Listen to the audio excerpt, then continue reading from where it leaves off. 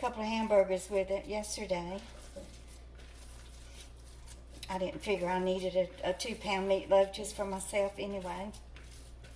Okay, so I'm just going to turn it out and form it into the pan. I like to leave it open on all 4 sides so that it will crisp up a little bit. Brown on all 4 sides. Yeah, I think it's not gonna shrink much because the meat doesn't have a lot of fat in it. So it's just gonna be the perfect size for me. I'll be able to eat it for a couple of meals and make me a couple of meatloaf sandwiches with it. In fact, it's so small, I don't even know if I should cook it for 40 minutes. Okay, so let's go ahead and get this started cooking, and then I will make the glaze for the top. Okay, so I'm just going to melt a little butter. Not too much. I'm not going to cover the entire meatloaf in a sauce. Mainly just enough to spread over the top to make it pretty and a little sweet. So I will melt some brown sugar into the barbecue sauce. I keep my brown sugar stored in my vacuum seal bag so that it doesn't get hard. I will show y'all my sealer and link it below in my Amazon link in case any of y'all want to buy yourself one or buy it for someone for Christmas. In fact, you can, like this, I'm just going to cut the top off right underneath where I sealed it, and then I can just reseal this bag and not have to use a new one.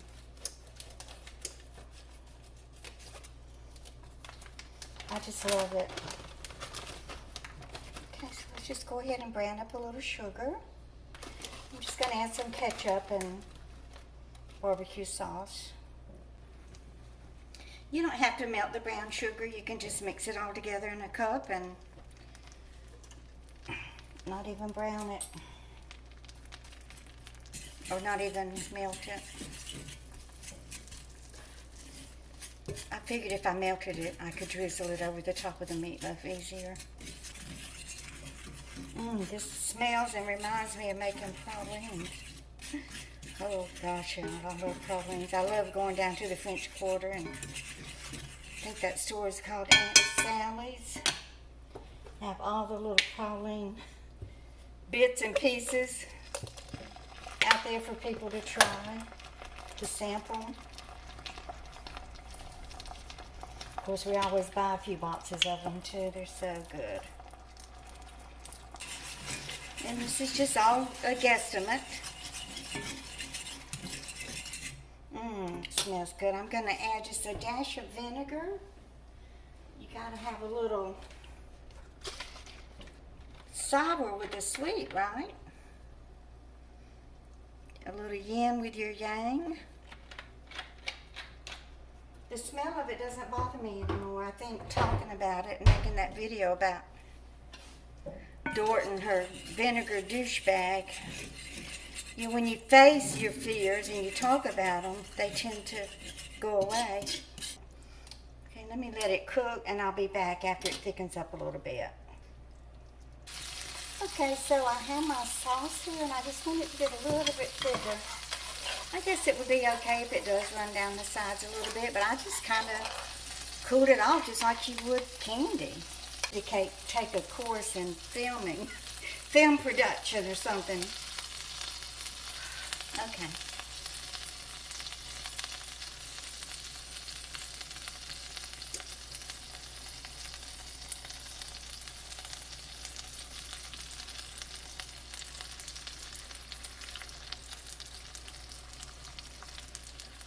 Okay, so there's the glaze. Okay, so I have 35 minutes left on the timer. Okay, I will be back when it's done.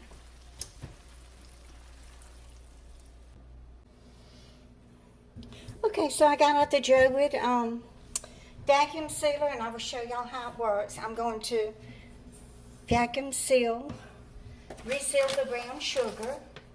Like I said, if it's a bag that you're going to be using over and over, you can just reseal it and not have to take out another bag. So you can open it like this, and it has a little drain tray here. So if you seal raw meat, sometimes the juice will come out and it will drain in this tray, and then you can clean it. Okay, so I just want to vacuum.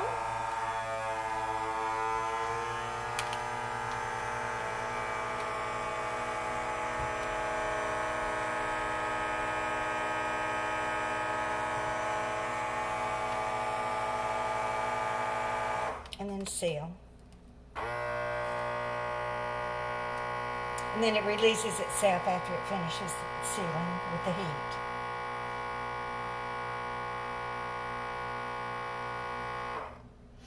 Okay, so that's it. If you don't want to wait for it to release itself, you can just press that button and it releases it. See, it's got a nice seal and it's vacuum packed. So my brown sugar is not going to get hard. Hard as a brick.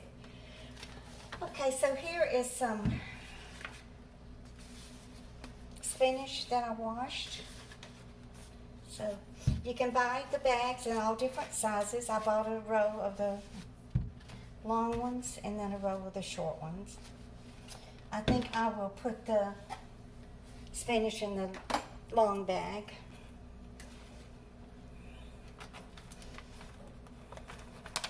I just kind of eyeball it, the measurement that I think that I will need.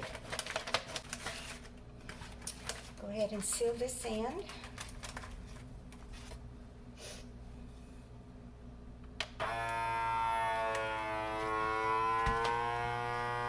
And then you just put your vegetable in there. And vacuum all the air out of it, and then the spinach will last forever. Of course, I will eat it before it even has a chance to go bad. But, spinach does wilt after a couple of days in the fridge. So, this Joerid vacuum sealer really, it's inexpensive. I don't know the price of it now. I haven't checked. I didn't buy this one. It was a gift from Brenda. Thank you for this, Brenda. I really appreciate it. So anyway, it's going to suck out all the air. Just insert it back in here. And what you want to do is hold down the vacuum.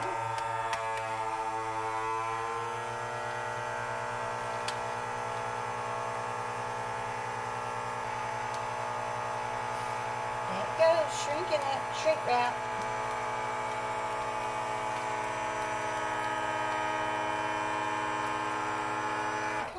We want to seal it. Okay, so I'm going to cook some Brussels sprouts in the oven and then just boil up some noodles for my starch to go with my dinner tonight. Okay, so let me go ahead and turn this timer off. I did take a look at it. I don't think it's brown on the top, so I may have to turn the broiler on for a few minutes. Whew. Yeah, I want it to brown just a little bit. I don't want to burn it. Okay, guys, it looks beautiful. I'm going to let it rest about 15 minutes while my noodles cook. I got my Brussels sprouts in the oven. They'll be ready soon. And then I will be back when I cut it and we'll taste of it. Okay, so I let it rest for about 15 or 20 minutes. Go ahead and cut it. Isn't it beautiful? I love the end piece. The heel. There it is. Doesn't it look delicious? I can't wait to taste it.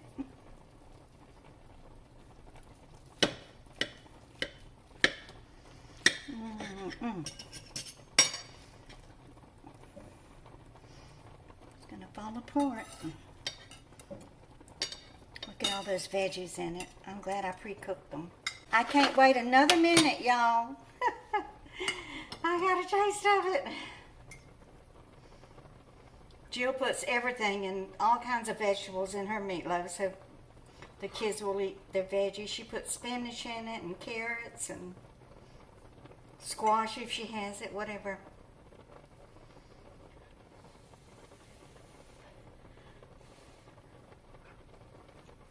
Mmm.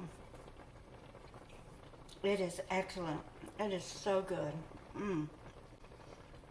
And that glaze. Mmm. Okay, my noodles are nearly ready. As soon as my Brussels sprouts get brown, I'll sit down and eat dinner. Y'all please give me a thumbs up and share. And if you haven't subscribed yet, please join my YouTube family. And y'all just keep on coming back.